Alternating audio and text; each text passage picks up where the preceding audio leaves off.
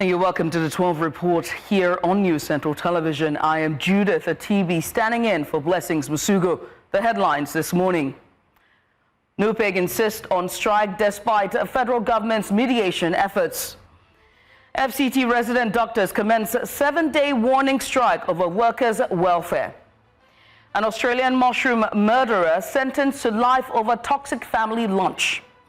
As always, we have our reporters scattered and stationed in different parts of the country and outside of Nigeria, starting with Joanne Mustafa, who is live in Algeria. We have Joshua Marai, who is on standby in the capital of the country, Abuja. Here in Lagos, the commercial capital of Lagos, we've got Victor Mbadike, while Umaru Kirawa joins us live from northeastern Nigeria, Borno State. We've got the details right here on the 12 report. Welcome.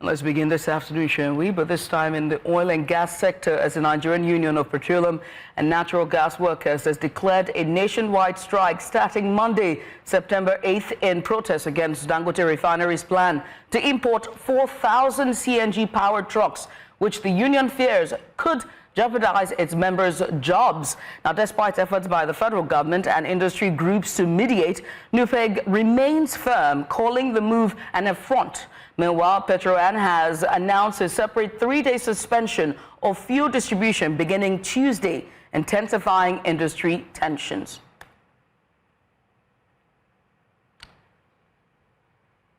Meanwhile, the Depot and Petroleum Products Marketers Association of Nigeria, DAPMAN, has urged NUPENG and Petroleum to halt planned industrial actions and embrace negotiations to resolve conflicts in the downstream oil sector. Tensions among stakeholders risk disrupting national petroleum supply. NUPENG claims that Dangote Refinery engages in anti-union labor practices and will strike from September 8th. Petroleum plans a 3-day suspension of petroleum product dispersing starting Tuesday, September 9th. DAPMAN seeks a balanced, sustainable resolution to avoid economic disruption and safeguard the industry's stability. And now to health, as the Association of Resident Doctors Federal Capital Territory has commenced its 7-day warning strike. NARD disclosed this in a communique issued by its president, Dr. George Ebong, joined by other executive members. Now, Ebong stressed that doctors in the FCT were under immense pressure, frequently covering multiple departments. He called on the federal government to urgently address rising challenges in the health sector, warning that continued neglect could cause systemic collapse. Meanwhile, the Minister of State for Health, Dr. Ishaq Salako, has expressed confidence that the federal government's ongoing talks with the resident doctors will prevent the strike. Meanwhile, reports from Malabu district in Furori, local government area of Adamawa state, have confirmed an outbreak of Burili ulcer, a debilitating skin disease affecting several residents of the community. The executive chairman of the Adamawa State Primary Healthcare Development Agency has disclosed that the situation is being closely monitored, with medical teams already deployed to the area. However, reports indicate that a few residents are reluctant to accept medical intervention, attributing the condition to other causes. And joining us now is Umaru Kirawa, who has been tracking developments in Malabu. He joins me live now. Umaru, a very good afternoon to you. What's the current response on the ground, and are health workers able to reach and treat those affected? Well, the update now is that some of the cases have been isolated at the Adamawa University Teaching Hospital, Yola, and we plan that case has already been sent to the Nigerian Center for Disease Control, Abuja, and from what we are hearing is that the test will take 10 days, and now it's the remaining 9 days for the Nigerian Center for Disease Control to confirm the issues, particularly relating to the symptoms, causes, and possible way out with regard to the disease outbreak in Adamawa State. But largely, it's an unfortunate incident whereby an agrarian community, which is very near to the Nigerian border, has been affected by this outbreak, leading to a number of persons affected by the disease. Pace, we can, air the pictures of these conditions. It's so dire and so gory that we have to censor those pictures. But yet the residents are resisting, sort of intervention. And this is due to fear or even worse, misconceptions or misinformation. So how is this being addressed with the Primary Healthcare Administration? How are they addressing the resistance from the residents? One of the major challenges in the healthcare sector, particularly in the northern region, is the issue of resistance. I mean, so many diseases have come and then there are so many resistance. The polio, even the COVID-19, and so many other outbreaks that have taken place. Lots of people have resisted even medication, treatment, and so on and so forth. It's the same case with the outbreak in Adamawa State.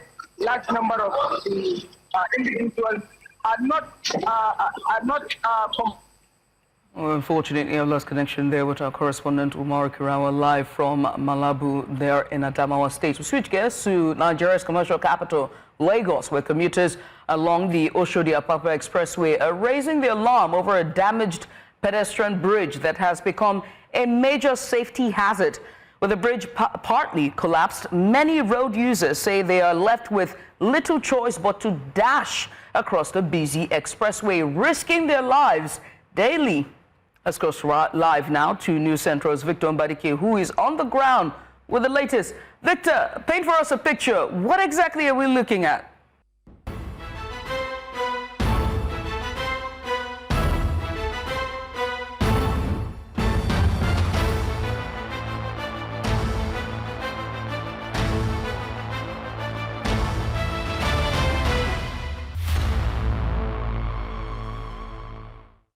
Hey, welcome back. You're watching the 12 Report here on News Central Television. Earlier, before the break, we brought you a report of an Oshodi-Apapa Expressway where there's a damaged pedestrian bridge, just causing safety hazard as pedestrians are forced to cross the expressway. Victor Mbadike is live on ground there, and earlier he was painting a picture of just how bad the damage is. Victor, you have the floor. Absolutely. Now, if you look at this bridge just behind me again, like I said earlier, the middle section is as bad as, no human being would clearly, pass or cross through this particular pedestrian bridge. And that's why I have many of them having to now risk their lives crossing the main expressway. And over time, that in itself has come with its own consequences as well. We've seen cases where we've had cases really where a lot of them either get knocked down by onrushing vehicles and breaking their spinal cord. And in fact, as a matter of fact, some of them never even lived to tell this story. And that's the sad reality here. And we also understand that this incident had happened at least a year. So a year and more, we've seen people crossing this road, which means there could be majority of fatalities that may have happened here, or a lot of people may have gotten themselves injured because they have no other option. I don't have Emmanuel here with me, who of course works at the other side of the express is where we call the Ladipo market, a very popular place as well. So we have a lot of people crossing these roads, to the market. Emmanuel here is with me. Emmanuel will be telling us exactly his own experiences and what he wishes the government should do at this moment. Good morning, Emmanuel, or good afternoon, brother Emmanuel. So tell us exactly why. Unfortunately, I've lost audio there with our correspondent. In the meantime, we switch gears now as the Nigeria Data Protection Commission says that it is hosting a multi-country study tour for data protection authorities across Africa. The Commission says that the tour is designed to enable participants or participating nations engage in meaningful dialogue, explore best practices, and strengthen systems that safeguards the rights of data subjects. Joshua Maria, our correspondent, is at the opening ceremony of the data study tour, and he joins me live now. Joshua, what more can you tell us about the authorities that are convening there in Abuja? What more can you tell us about the study tour, and what does it seek to achieve? Well, yes, the convention of several African nations also invested in Abuja.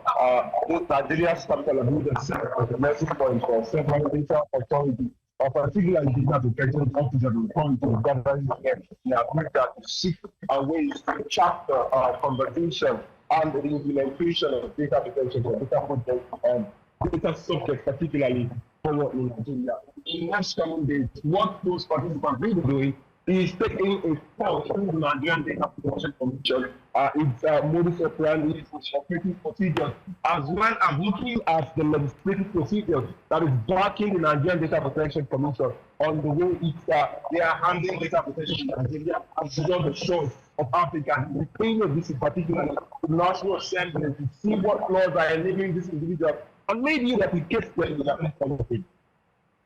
And how significant is this meeting exactly for Nigerians' leadership and our role when it comes to Africa, data protection landscape? We've seen the reports earlier, just last week or even the month prior, about the amount of data leaks that have been breached in the last couple of months, going into the hundreds of thousands. How important is this for Nigeria just playing a role?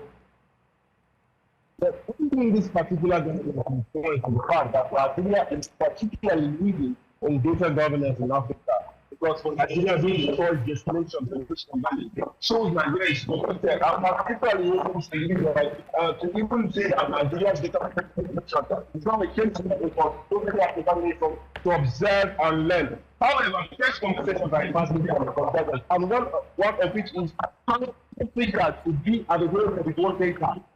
Whatever value the data of Nigerian Africans have to offer, particularly the region, Africa should be as the first receiving point of seeing the value translate into economic generation, into economic development, human capital development, and the likes of all to it. Thank you. We appreciate you for coming on. Joshua Marai there, our correspondent live from Abuja, as he gives us details following a study tour that is happening here in the capital, Abuja. We switch gears and back to filling stations across Nigeria as a fuel strike, or rather fuel scarcity, is looming due to NUPENG declaring a nationwide strike that is starting Monday, September 8th. Well, joining us is our business correspondent. We've got Chamon Dabeng. She joins me live now just from a filling station outside. She's standing outside a filling station. Chamon, give us an update. Is there fuel? Is there a likely scarcity happening? All right, so there's not really much information I can give because at the moment, filling stations are just operating as normal as they would any other day of the week. As a matter of fact, we passed a couple of stations that were even empty, but there were fuel attendants showing that there's actually fuel available. But based on a conversation that we had with one of the managers, they're working to stop. But for now, we're still of this strike between the later hours of today and probably tomorrow, because at this point, we're also looking at Petroleum joining the strike. So it's not just going to be NUPENG that will be striking. All right, Chamon, we thank you for that update. All eyes are now just around filling stations, and I wonder what this would feel like for Nigerians if this persist and if indeed there will be a scarcity. But I must say thank you, Chamon Dabeng, as our business correspondent live just outside a filling station here in Lagos, as she gauges the activities going on due to the threat of industrial actions by NUPENG. We switch gears now to the National Assembly, as Natasha Akpoti-Uduaghan is expected to resume her duties at the National Assembly later this month, following the end of her 6-month suspension. Her lawyer, Victor Giwa, confirmed that the suspended Kogi Central lawmaker, currently in London, will rejoin our plenary when the Senate reconvenes on September 23rd. Akpoti-Uduaghan was suspended in March over allegations of insubordination after refusing to accept a reassigned seat during plenary. The Senate also withdrew her privileges, including official aids and salary, during the suspension. She had challenged the action in court, claiming it was retaliation for earlier accusation of sexual harassment against Senate President Godswill Akpabio, an allegation the Senate dismissed. The governor of Lagos State, Governor Babajide Sanwo-Olu, has welcomed the nomination of Lagos as host city for the 2027 Intra-African Trade Fair, describing it as a landmark recognition of Nigeria's economic leadership. The announcement was made by Afrexim Bank, the African Union, and the AFCFTA, the Secretariat just during the ongoing IATF 2025 in Algeria. The governor, Sanwo-Olu, said the choice affirms Lagos' status as a commercial hub and aligns with his administration's Themes Plus agenda and the National Renewed Hope agenda. Lagos state officials expect the event to attract over 1,600 exhibitors, 35,000 visitors, and generate billions in trade deals. The Commissioner for Finance, Folashade Ambrose, described the hosting as a strategic move to deepening regional integration and strengthening Nigeria's trade position across Africa. Our senior business correspondent, Joanne Mustafa, joins us live from the Intra-Africa Trade Fair in Algeria. Joanne, tell us, what's the latest from Algeria? Yes, indeed, it's day 5 and so much is going on, so much exhibitions. We're at different pavilions. SMEs are being empowered. And we know to accelerate intra-Africa trade, it's going to take the regional blocks, it's going to take the nations, it's going to take the subnational. So I have with me now, joining me, the Director of Trade for the ECOWAS Commission, Mr. Kolawole Shofola. It's great to have you with me, sir. Thank you. It's a pleasure to be here with you at the 4th Intra-African Trade Fair. Indeed, and during the last session I just sat through, we had a lot of SMEs come through and speak on the barriers to trade, certifications, customs, and so on and so forth. What is the ECOWAS Commission doing to address those issues? First and foremost, let me welcome you to the ECOWAS Pavilion of the 4th Intra-African Trade Fair. As you know, within the ECOWAS community, trade is at the heart of our regional integration process. We have a number of flagship programs, not only to promote intra-ECOWAS trade, but also to promote inter-African trade.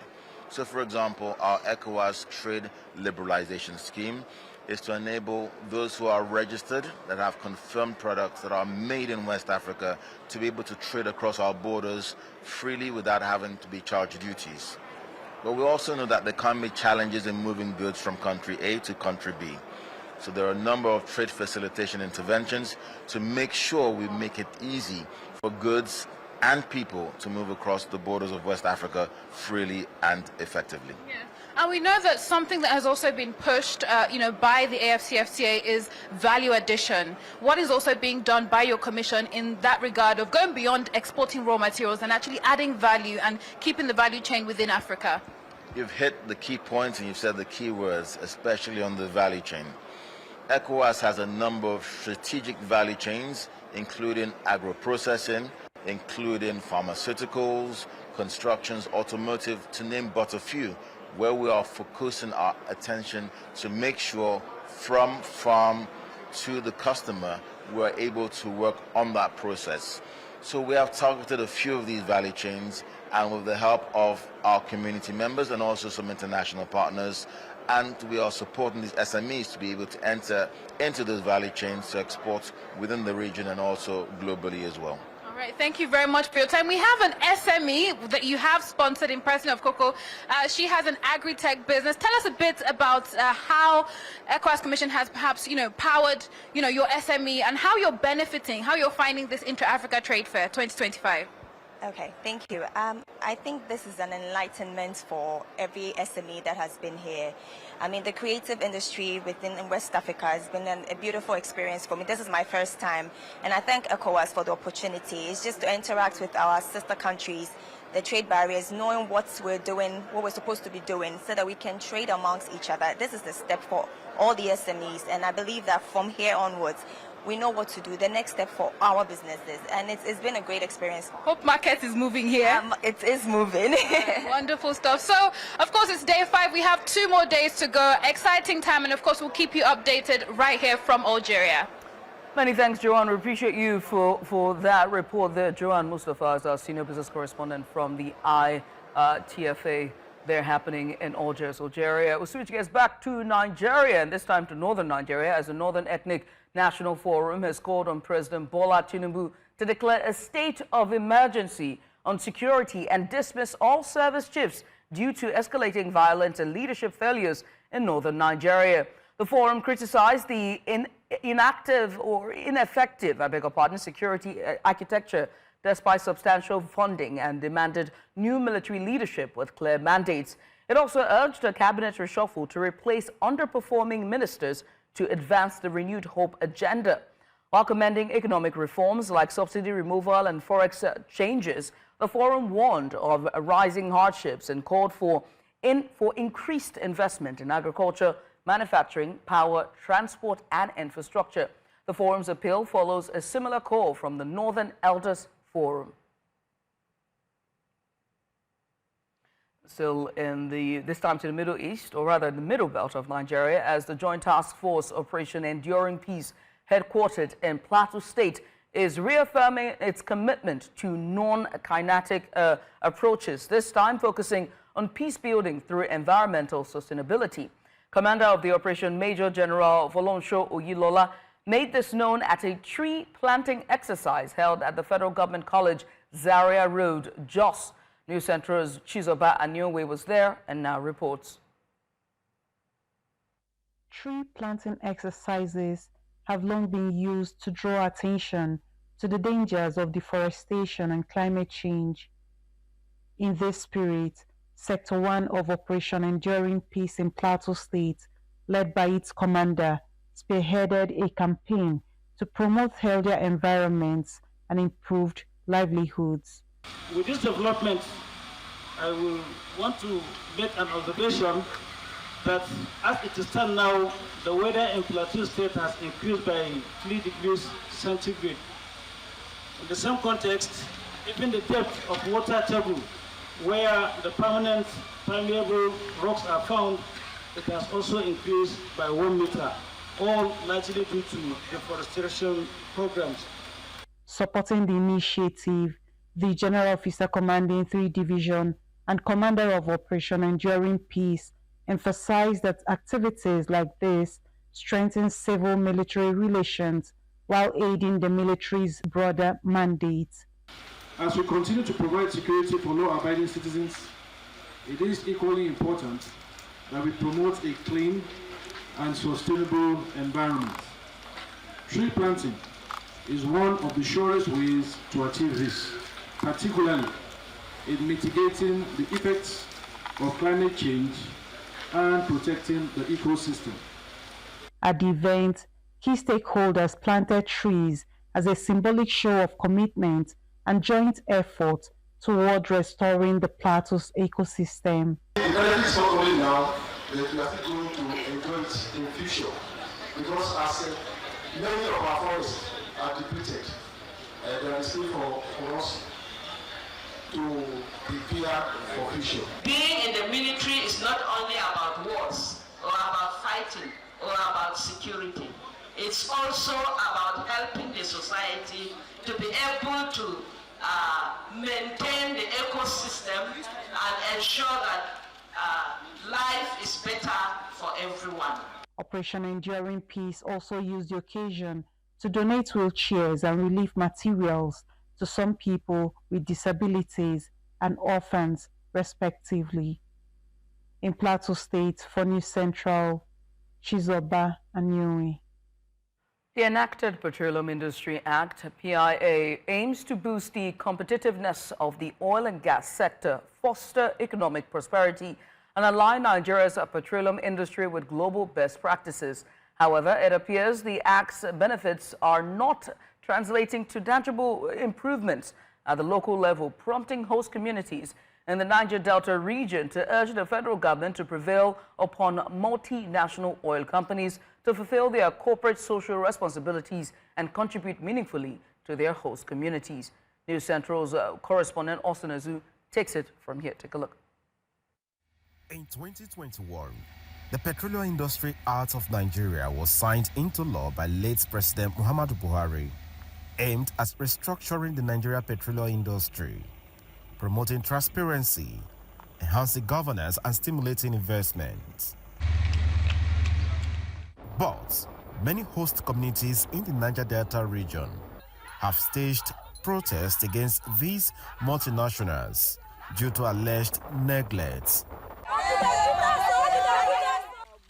Against this backdrop, the Council of Traditional Rulers of Urhobo Nation in Delta State deem it fit to inaugurate the Robo Palace Representative Pressure Group on oil and gas to engage with oil companies to fulfill their social corporate responsibilities to their host communities. Before the PIA, we are getting crumbs. But the PIA has removed the crumbs from the traditional institutions. Even what we call it those days, they call it a parted community. The PIA has removed them, they don't recognize them. This meeting is called principally to first thank the federal government for putting in place the PIA. And secondly, to openly complain that the PIA that we thought was a saving grace is even a worse situation. Urobo Nation, with well over 28 flow stations and over 600 oil wells, and the largest gas plant in Black Sahara, Africa, we desire more attention than we are seeing today. The group promised to engage the companies and attract the necessary developments to the people at the grassroots level. 3% stake to communities. The release of these funds, nobody knows the parameters at which, or by which, if you like, these companies are defraying it. There is dichotomy between the community and the oil company. So the royal father, in their own wisdom, bring us together so we can interface and bridge the gap. So there will be peace in our land and there will be job opportunity in our land. Experts insist that the Nigeria Upstream Petroleum Regulatory Council and other regulatory agencies must ensure effective implementation of the PIA's host community development provisions. In Delta for News Central, Austin Azu. Away from Delta State and now to Abia State, where the residents have called on the government to prioritize grassroots participation in budget planning. The demand was made during the 2025 Citizens Budget Engagement that was held at the Aguiyi Irunsi Conference Center in Umuahia. News Central's Chinwe Ogeli reports. The meeting marks the third budget engagement under the current administration, designed to explain budget proposals and gather feedback from citizens. Civil society groups, women's associations, and professional bodies were in attendance. The Commissioner for Budget and Planning, Kingsley Anosike, says the government is consulting widely before finalizing the 2026 budget. We gather here to feel the pulse of the ordinary people of Abia State, because the budget we always craft for the state is supposed to be citizens' budget. It's supposed to be the budget that reflects what the citizens want, not what the elite, not what the leadership of the state wants, but what the citizens want. So we build our budget from ground up. Special Advisor on Budget and Planning, Eric Egwibe, also urges participants to leverage the process to shape policy outcomes. We share the opinion. What's affecting your community? What do you have in mind? You let us know. From your rural areas, from your urban areas, what are your opinion towards the development of the state? But some participants argue their past contributions had little or no reflection in previous budgets. A response shelter for children or women or boys that have been sexually violated. And I expect that to be in the state by now. But there's no way you can do complete and seasoned engagement. I just have a one-off thing, calling people together and what we have gotten at best is a lecture. Others describe the timing of the consultations as late, warning it may not achieve the desired results. When you go to communities, women will come out in their numbers and speak for themselves. and we believe that they wear the shoe and so they know where it finishes. The grassroots is where it mattered. We want this government to do what they call go to the grassroots to do needs assessment, find out what the people really want. Despite these concerns, attendees express hope that their inputs this year will influence the 2026 appropriation bill and deliver more impact on ordinary citizens. In Omahia for News Central, Chinwe Uge. You are watching the 12 Reports. There's plenty after the break. We've got business as well as news outside the country. Stay with us.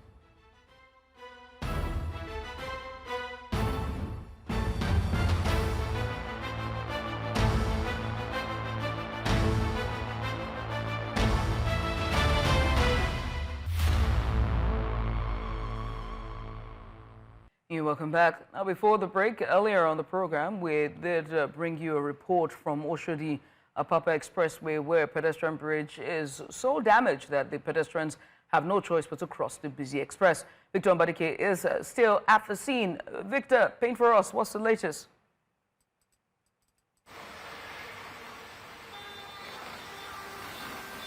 Judith, I'm literally being careful because I'm standing right under the bridge in question, and that of course makes it unsafe for me as well to look at the mid-section of that bridge. Is completely in chaos. It's completely broken, and of course you don't expect any human or any person who still has the sanity to take this crossing or take this pedestrian bridge to cross the other side. So like I said earlier, so the only option that they have is to continue to risk their lives and cross the Oshodi Apapa Expressway. And we do understand that many of them have paid the supreme price because of this. Seen vehicles, onrushing vehicles, crushing them. And that is a sad reality. A lot of them are saying that the government should fix this. But guess what? This has happened at least about a year or even more. So if this has happened like a year or more, is it that the government didn't actually see this? Or are they paying, a blind eye to this particular incident?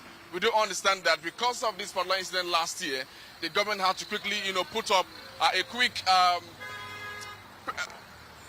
what do we call this now? If you can take this like a speed bump to Right. I have two questions for you, Victor. The first is that because I can see there's a zebra crossing marking right there, and that should have been bumps. So first of all, what bus stop is this? And I know that you were speaking to commuters as well. What did they have to say about just commuting and having to cross the busy road? And whether or not there's any been authorities who's come to look at the pedestrian bridge that have caved in?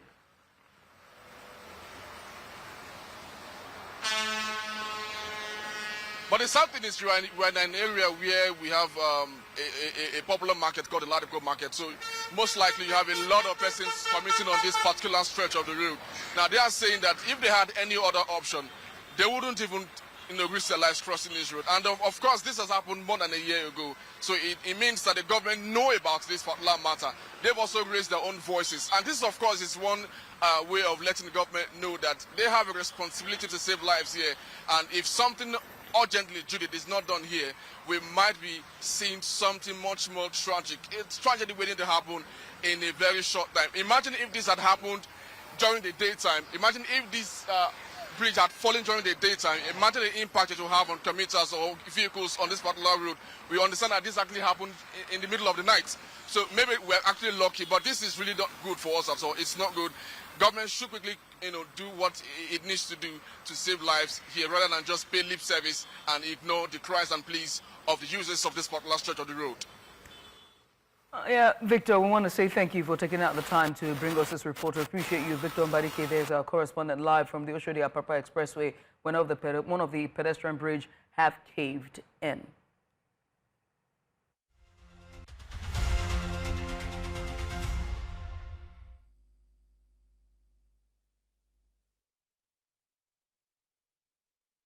Now for some business news, as the equity contributions for residential mortgages under Nigeria's contributory pension scheme jumped 279% year-on-year to 39.86 billion naira in Q1 2025, benefiting 8,408 retirement savings account holders, according to the National Pension Commission. This marks the biggest quarterly figure recorded, with a 32% month-on-month increase from Q4 of 2024. Now, public sector contributors made up to about 70.7% of approvals. The surge is attributed to greater policy awareness and rising demand for affordable housing. Meanwhile, PENCON blacklisted 7 primary mortgage banks for non-compliance, halting their processing of equity contribution applications to safeguard scheme integrity.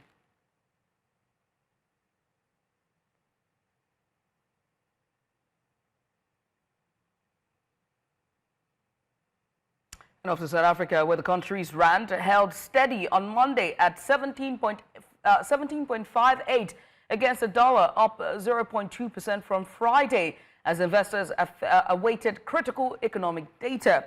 Statistics South Africa is set to release Q2 GDP figures on Tuesday, following a modest 0.1% growth in Q1 despite contractions in mining and manufacturing. Market attention will also focus on upcoming mining, manufacturing, and current account data due Thursday for insights into Africa's largest economy. Meanwhile, South Africa's benchmark 2035 government bond saw a slight gain, with yields dipping 1.5 basis points to 9.55%, reflecting cautious investor optimism ahead of the releases. Oil prices rose over $1 on Monday, recovering some of last week's losses amid concerns of new U.S. sanctions on Russian crude following a major airstrike on Ukraine. Brent crude increased by $1.24 to about $66.74 a barrel, while U.S. WTI climbed $17 to $63.04. Now, behind the benchmarks had also dropped over 2% on Friday and lost more than 3% last week. OPEC Plus announced a modest production increase of 137,000 barrels per day starting in October, much smaller than recent monthly hikes. Analysts said the limited output hike and potential disruption from further sanctions supported prices. Goldman Sachs maintained its 2025 oil forecast but expects a larger surplus in 2026 due to rising supply from the Americas despite weaker Russian output. You're watching the 12 report, still ahead. Australian woman gets life for triple poisoning. We have the details of this after the break. Stay with us.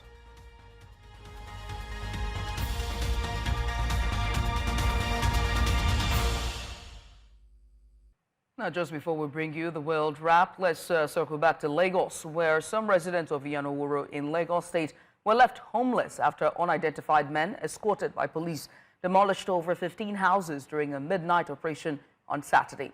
Locals say there was no official notice, only a seal-off mark, earlier dismissed by the Onwurushoki monarch as an environmental issue. Victims allege the demolition was carried out without checking certificates of occupancy, that's a CFO, which now destroyed homes, a church, and personal belongings. Some residents suspect the land was sold for private development, and families, including nursing mothers and new tenants, now face uncertainty, while officials and police remain silent on the incident. News Central's Iferobo is live at the scene of the demolition, and he joins us now to give us updates. Israel, what's happening on ground? Just behind you, it's very clear that it's now been reduced to rubble. What's the latest? Talk to me.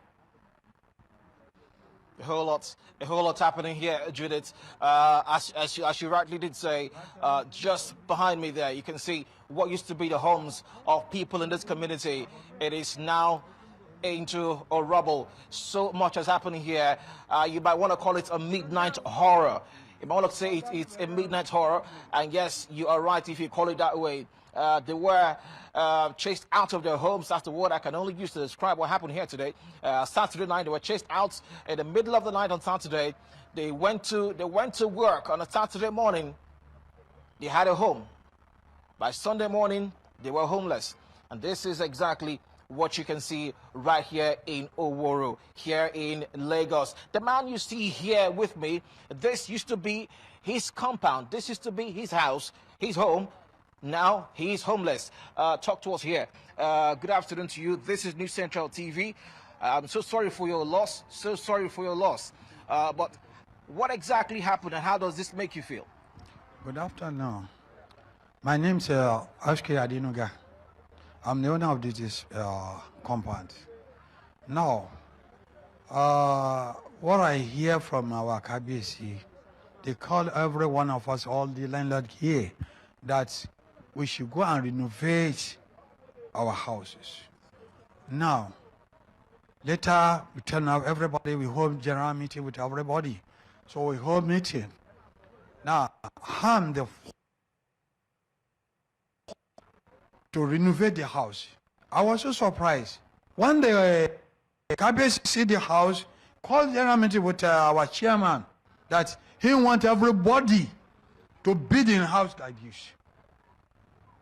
That this is what they want. It is because president used to pass this road, and governor used to pass this road, or this and that. So what now happened? I was so surprised on Friday night. Or was it Saturday night? Friday night. Friday night. They call me at 1 o'clock a.m. in the morning that they are destroying my house. They are destroying my house. And it's not only me. And I'll see something when I come down here to today. That is it o'clock, or I don't know what they call it. It said on Saturday he was here. Say it's only one house you have approved in Oroye. I was surprised. So was there anything about certificate of occupancy, CFO? Well, it's not only me. Do you have your CFO? Yeah, not only. I said it's not only me. Do you have your CFO? I have. They asked for the survey plan, town planning, and the other. I have it. You presented all of this, and yet, please hold on, please hold on. So, all right. You presented all of this. Hold on. You presented all these documents, and your home was demolished. I say I don't ask anything from me. So what really happened here? On Friday night, I got back from work, and how are you affected? I'm a tenant here. Our property has been destroyed. No information, no warning, nothing whatsoever. Like I said, I got back on Friday evening around 10 p.m. I got back from my work, and I slept off on the couch, only for people to come and call me that they've started. And that was correspondent there, Israel Forobo, who is speaking to residents after their homes were demolished in the Anaworo part of Lagos. We'll switch gears now.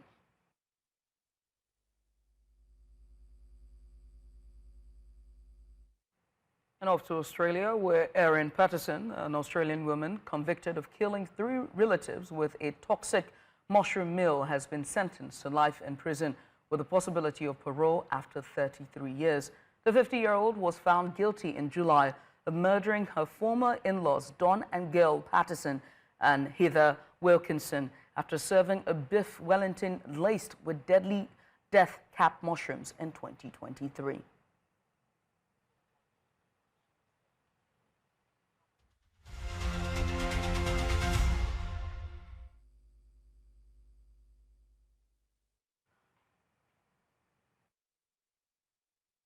A road that was meant to connect is now cutting people off. Nigeria's ambitious Lagos-Calabar coastal highway is reshaping the shoreline, and not for better, and sometimes not always for the better. At first glance, a 700-kilometer highway linking Lagos to Calabar sounds like a game changer, but residents along its first phase are already cut off, unable to access their own estates, forced onto detours and left stranded by bulldozers where the driveways once stood. $1 million resort have now been turned to rubble. Businesses wiped off the map, communities forced into redundancy, At this point, one has to wonder if an environmental impact assessment was done before the road began, as it began to bulldoze its way through. There's no drainage solutions, no pedestrian walkways, no consideration for the already underway coastal erosion. Now, this is infrastructure without insight. Roads built at the expense of homes, ecosystems, and most importantly, trust. Now, experts have warned that without costly EIA frameworks, wetlands and mangroves will vanish, coastlines will retreat, wildlife will disappear, and investors will turn away. And already, diaspora real estate financiers report a nearly 30% drop in confidence after seeing their developments razed without warning. When the foundation of a project is environmental planning, and it is missing, the aftershock is felt in every disrupted community and every washed away shoreline. A highway that is meant to or built for progress can quickly become a monument to oversight. Because becoming without due process isn't just short-sightedness at this point, it's a road to ruin. And that, ladies and gentlemen, is your postscript for today. With that being said, let's switch gears to Ghana, or rather to sports, as Ghana face high stakes against a solid Mali side. This match will be crucial for the rest of the qualifiers, with a spot in the finals potentially hinging on this showdown. Of course, we've got Udoka Njoku on standby to give us more on this. Udoka, what's happening? Thank you very much, Judith. Of course, for that postscript you read, it is quite a sad development across Nigeria, and we just hope for the better for landowners and the way we go about building right here in the country. But of course, for sports, also a crucial moment for the Black Stars of Ghana, because they need to beat Mali to seal their position as the #1 in that group, talking about Group I. We'll get to give you more updates when the game kicks off in a couple of minutes' time. All right, make sure to join Udoka Njoku at 1 p.m. live for In the Game.